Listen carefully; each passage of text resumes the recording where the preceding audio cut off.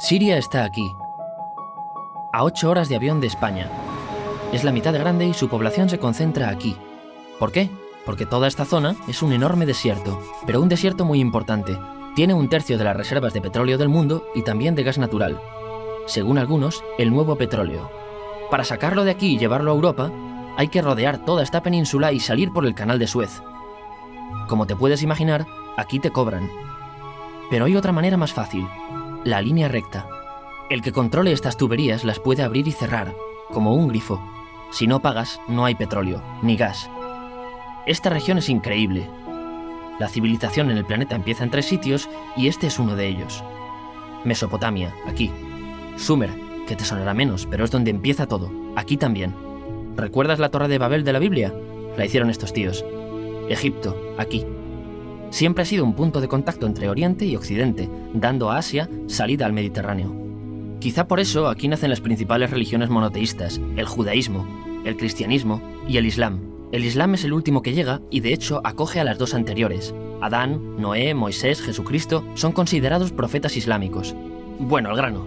Como la zona es brutal, todos han querido controlarla y siempre ha estado dentro de algún imperio. Los persas, los griegos, los romanos. El imperio romano termina partiéndose en 2 y finalmente solo sobrevive esto. Ahora es cuando la última religión monoteísta, el Islam, construye su propio imperio. ¿Te acuerdas de las cruzadas?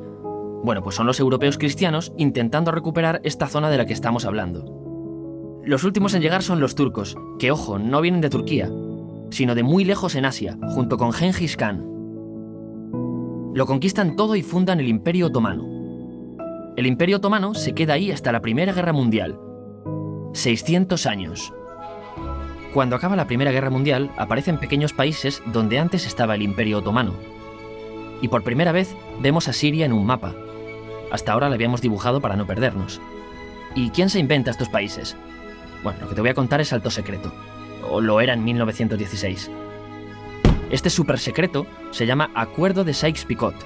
Los franceses y los ingleses no podían derrotar solos al Imperio Otomano. Solo podían si les apoyaba la gente que vivía dentro.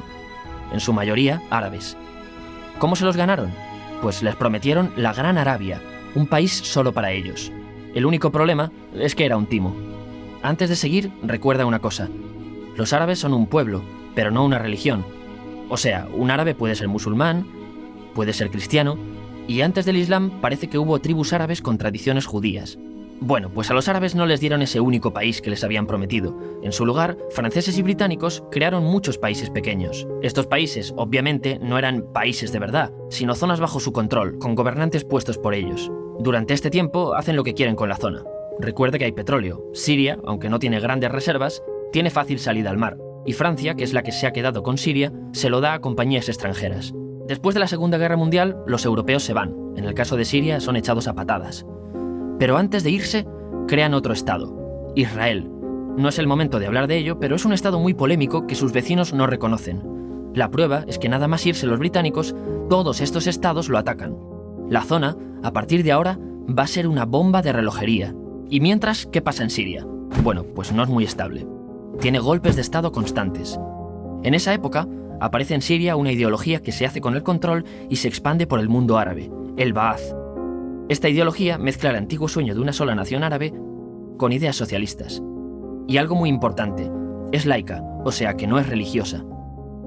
Siria se llega a unir con Egipto, un país con el que no tiene frontera. Pero no es algo raro, muchos de estos países intentan hacerlo también. Como recordarás, a esta gente se le había prometido un solo país y las ganas las seguían teniendo. Pero la unión falla. En este tiempo, Egipto les convence para nacionalizar el petróleo. En Siria, Al-Assad, el padre del Assad de ahora, se convierte en jefe del estado Ba'ath. En Irak, también Ba'ath, comienza a ganar fuerza Saddam Hussein. Las diferencias entre ambos países dividen a los partidos Ba'ath de otros países en pro-Siria o pro-Irak. Ahora ocurre la Guerra Fría. El mundo se divide en 2, o eres de Estados Unidos o de la Unión Soviética. Son años muy movidos en los que se pegan constantemente con Israel, invaden su vecino Líbano y comienza una oposición islamista al régimen Ba'ath de Assad. Los hermanos musulmanes. Vale, volvamos atrás un momento. Recuerdas que la mayoría de árabes eran musulmanes, ¿verdad? Bueno, pues dentro de los musulmanes hay 2 ramas fundamentales. Suníes, la mayoría, y chiíes. En el caso de Siria, a pesar de ser un estado laico, los gobernantes como Assad y los jefes militares eran chiíes, los cuales representan menos del 13%. En cambio, casi el 70% de la población es suní. Un dato curioso es que los cristianos son casi el 10%. Que los chiíes controlen el gobierno y ejército mosquea a la población suní, y ese sentimiento es aprovechado por los hermanos musulmanes, islamistas radicales suníes. Estos toman las armas en la ciudad de Hama, en contra del gobierno, y Assad acaba con la revuelta a costa de matar miles de civiles y encarcelar a mucha gente. En el año 2000, Assad padre muere, y le sucede Assad hijo. Ante las presiones, libera a muchos presos, trae internet y esperanzas de cambio. Hay un periodo de gran debate político y aparece la oposición. También vuelven los hermanos musulmanes. Los siguientes años son difíciles. Arrestan a la oposición. Y Bush incluye Siria en el eje del mal, y esto la aísla. Está mal visto negociar con Siria. Los kurdos, un pueblo que vive repartido por varios países de la zona, comienzan a protestar también. Hay represión y muertos. En 2011, te sonará esto, ocurre la Primavera Árabe. ¿Qué es esto? Bueno, es una protesta que se va propagando por todos los países árabes pidiendo más democracia. Como ves, el mundo árabe, a pesar de estar dividido en países, tiene tendencias generales. Cuando llega a Siria, Assad hijo termina usando el ejército y en los enfrentamientos mueren unas 1000 personas. Los enfrentamientos irán escalando hasta que se conviertan en guerra civil. No hay un momento exacto de inicio. Lo importante es que hoy en día hay numerosas facciones en juego. Vamos a verlas. Pero primero piensa en que todo está dividido entre chiíes, la minoría, y suníes, la mayoría. Chiíes, y además laicos, o sea, no religiosos, son el gobierno de Al-Assad.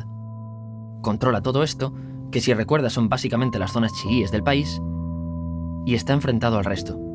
También mayoritariamente laico, pero suní, es el Ejército Libre de Siria, o FSA en inglés, junto con el Frente Islámico, que es religioso, y otros 70 y pico grupos más, forma una coalición que la prensa llama simplemente la oposición.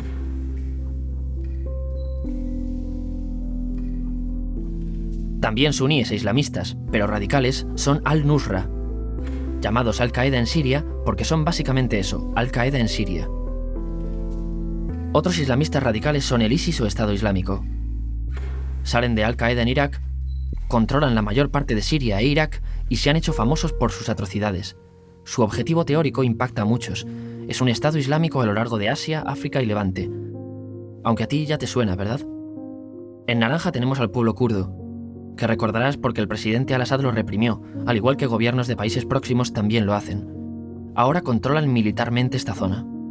Antes de terminar, repasemos los apoyos internacionales a fecha de octubre de 2015. Las fuerzas de Al-Assad son apoyadas por Rusia, que ya tenía base militar en el país antes del conflicto, Irán y China. Todos son países de lo que Europa llama Oriente. En contra de Assad, apoyando a la llamada oposición, luchan Estados Unidos, Turquía, Francia, Gran Bretaña y Arabia Saudí. Podemos terminar con algunas conclusiones. Te advierto que esto ya es pura opinión. Si recapitulamos, vemos que la región es estratégica. Por su situación privilegiada, todos la quieren. Siria siempre ha estado bajo el paraguas de grandes imperios. Piensa que hace 100 años la actual Francia era Francia. Gran Bretaña era Gran Bretaña. Pero es que hace 200 también, y hace 300 también, y hace 400 también. En cambio, Siria solo es Siria desde hace menos de 100 años, y solo se gobierna a sí misma desde hace poco más de 50. Además, jamás decidieron sus fronteras, se las impusieron. Europa dividió Oriente Medio a su antojo para controlarlo, diseñando países sin tener en cuenta su población. Muchos historiadores dicen que todo pueblo tiene la necesidad de manejar su propio destino, pero estos ingredientes que hemos visto juegan en contra de proyectos como la Siria Ba'ath, que encima usa la represión para mantenerse. En última instancia, lo que producen es una guerra civil.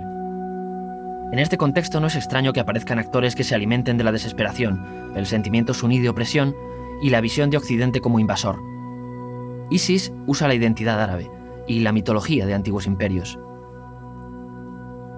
Cuando quieras entender el presente, pregúntate, ¿y el pasado?